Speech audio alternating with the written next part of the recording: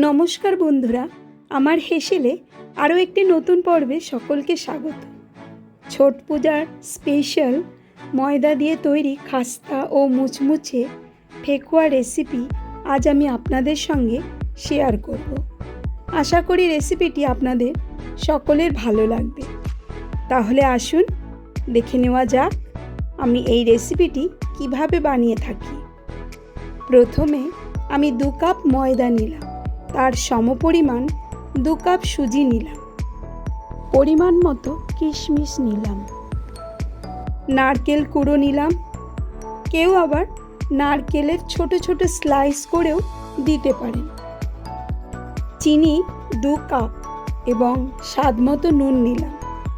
ময়ানের জন্য ঘি এবং সাদা তেল ব্যবহার করলাম 3 টেবিল চামচ।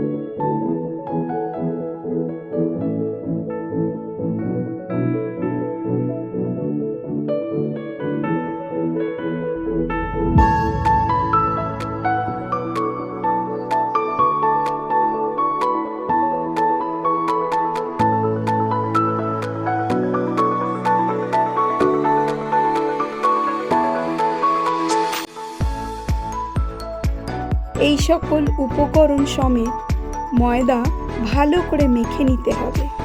মেখে নিয়ে একটি ডো তৈরি করতে হবে।